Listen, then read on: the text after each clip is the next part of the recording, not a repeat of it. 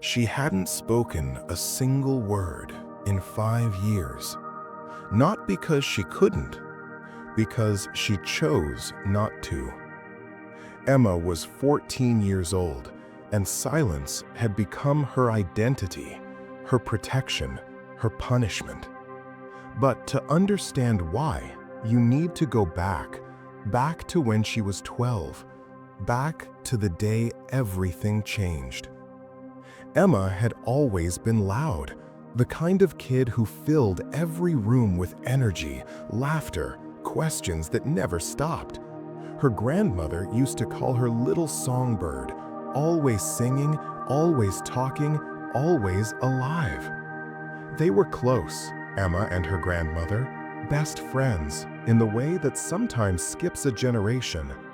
Every Saturday, Emma would spend the whole day at her house, baking cookies, watching old movies, talking about everything. Until the fight. Emma doesn't even remember what started it. Something small, something stupid. Her grandmother had said no to something, a sleepover maybe, or permission to go somewhere. It doesn't matter what it was. What matters is what Emma said. "I hate you. I wish you'd just leave me alone forever." The words hung in the air like poison. Her grandmother's face, Emma would never forget that face. The hurt, the shock, as if Emma had physically struck her. But Emma was already running. 12 years old, furious, and too proud to take it back. That was Thursday. Sunday morning, Emma's mother got the call. Heart attack. Massive. The doctors did everything they could. She was gone. At the funeral, everyone kept telling Emma the same thing. "It's not your fault. She loved you so much. She knew you didn't mean it." But Emma knew better. Words have power. Her grandmother had taught her that. Be careful with your words, little songbird. Once they leave your mouth, you can never take them back. And now Emma understood. Her words, those hateful, careless words, had been the last thing her grandmother heard from her. 3 days between Emma's words and her grandmother's death. 3 days Emma could have apologized. 3 days she chose anger over love. And now it was too late. So Emma made a decision. If her words could kill, then her silence would protect everyone she loved. She would never speak again. Her parents thought it was grief, temporary. They took her to therapists, doctors, specialists. Everyone had theories: selective mutism, trauma response, PTSD. But Emma knew the truth. This wasn't something wrong with her. This was her choice, her penance, her way of making sure she never hurt anyone again. Months became years. Emma learned to navigate the world in silence, writing notes, text messages, gestures. She became fluent in the language of not speaking. School was hard. Kids can be cruel to anything different. Freak, weirdo, why doesn't she just talk? Emma took it all, silent. Her younger sister, Lily, 2 years younger, tried everything to make Emma speak. Silly jokes, annoying pranks, heartfelt pleas. "Please, Emma, just say my name, just once. I miss your voice." But Emma couldn't, wouldn't. The price was too high. 5 years. 5 years of silence. 5 years of safety. Until the lake. It was supposed to be a healing trip, family vacation, the first one since Grandma died. Emma's parents hoped that maybe, surrounded by nature and away from everything, Emma might finally speak again. The lake was beautiful. Clear blue water, warm sun, the kind of perfect summer day that makes you forget for just a moment that anything bad has ever happened. Lily was in heaven. She'd always loved water, swimming, splashing, diving under, and popping up with a huge grin. "Watch this, Emma," she'd shout, doing backflips off the dock. Emma sat on the shore, watching, smiling, using her hands to clap, to cheer, to show Lily she was proud. Their parents had gone back to the cabin to get lunch ready. "Watch your sister," Mom had said. Emma nodded. And then it happened. 5 years of silence. Too far. The lake looked calm, but there were currents, dangerous ones. Emma saw the exact moment Lily realized she was in trouble. The way her sister's smile disappeared, the way her arms started moving differently, not playful anymore, but frantic. "Emma!" Lily's head went under, came back up. "Emma!" Fear, pure, absolute terror in her little sister's voice. Emma stood up, every muscle in her body screaming at her to do something. But what? She couldn't swim well enough to reach Lily. The current was too strong. The lifeguard station was 50 yards away. She could see him facing the other direction, watching a different part of the beach. All Emma had to do was scream, "Help! Lifeguard! Help!" 4 words, 4 simple words, and Lily would be saved. But Emma's throat was closed. 5 years of silence had made it a physical thing, a barrier, a wall she'd built brick by brick, word by word that she'd refused to speak.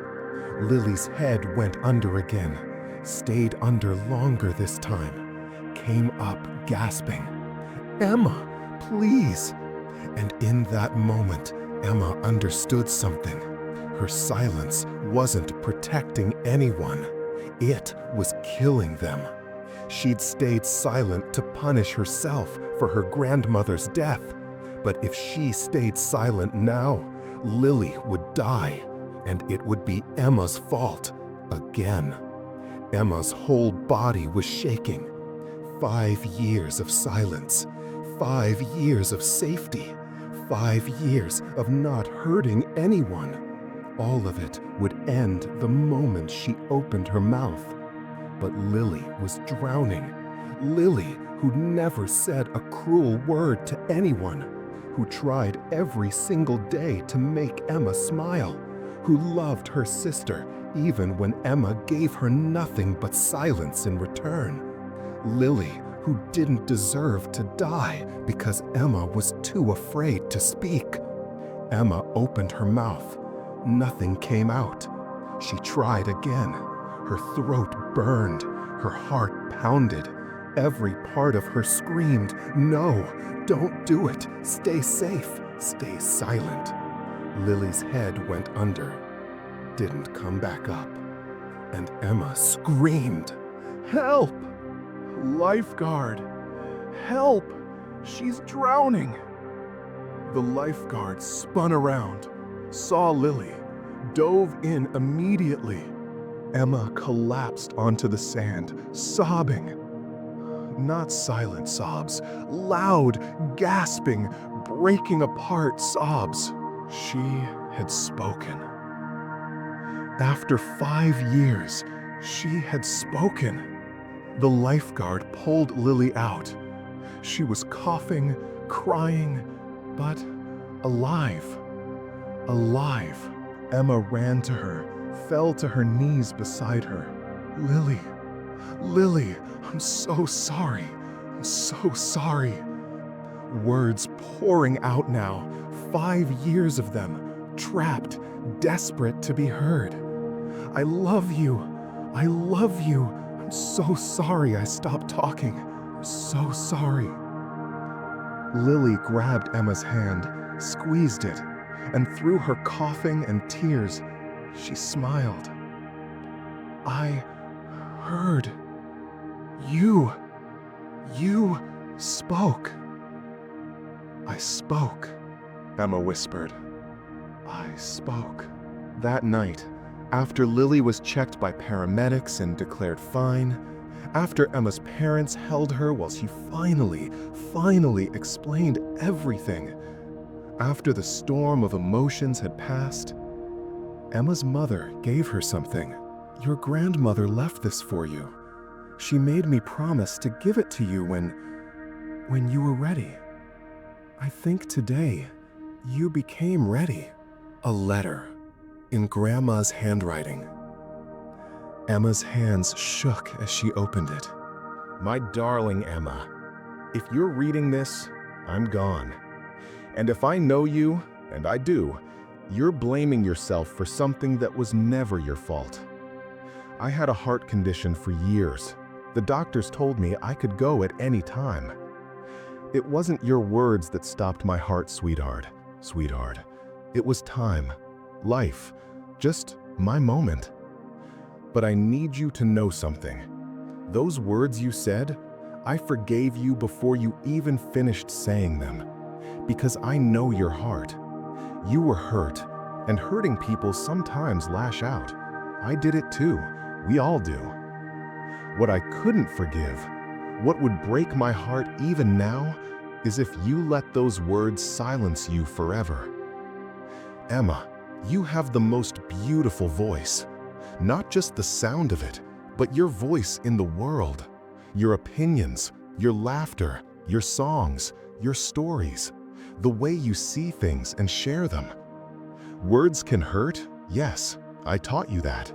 But silence can hurt even more. Silence is the one thing you can't take back once it's too late. Words, you can apologize for them, you can explain them, you can grow from them. But silence, it just grows. It builds walls between you and everyone you love. So promise me, my little songbird, promise me you'll keep singing, keep talking, keep asking questions, telling stories, and filling rooms with your beautiful noise. Be careful with your words, yes. Think before you speak. Apologize when you hurt someone. Learn from your mistakes. But never silence yourself completely. Because the world needs to hear you, Emma. I need to know you're out there, speaking up, standing tall, being heard. That's how you honor me, not with silence, with your voice. I love you forever and always, Grandma. P.S. If you're staying quiet because you're scared, that's all the more reason to speak. Courage isn't about not being afraid, sweetheart. It's about speaking up, even when your voice shakes. Emma read the letter 3 times. Then she walked outside, looked up at the stars, and whispered, "Thank you, Grandma. I hear you, and I promise I'll keep speaking." 5 years of silence, one scream to break it, and a lifetime of finding her voice again. Emma learned something that day at the lake. Courage isn't about being fearless. It's about loving someone more than you fear the consequences. It's about speaking up, even when every part of you wants to stay silent and safe. It's about trusting that your voice, imperfect, scared, uncertain, still matters. She'd been silent because she was afraid her words would hurt someone. But that day, her words saved someone. And maybe, just maybe, that's what voices are for. Not to be perfect, not to never make mistakes, not to always say the right thing, but to show up, to be heard, to take the risk of being seen and known and possibly wrong, because staying silent is the bigger risk. So, if you're watching this and you've been silencing yourself because you're afraid of saying the wrong thing, or hurting someone, or being judged, remember Emma.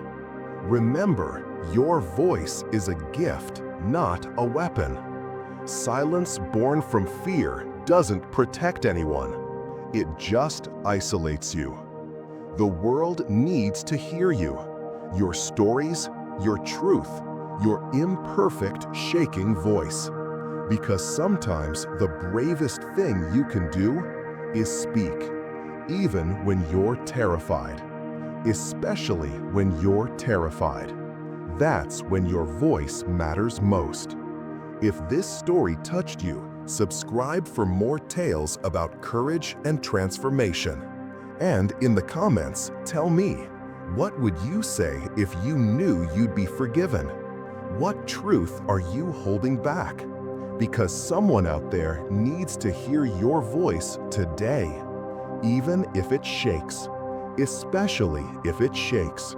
That's what makes it brave.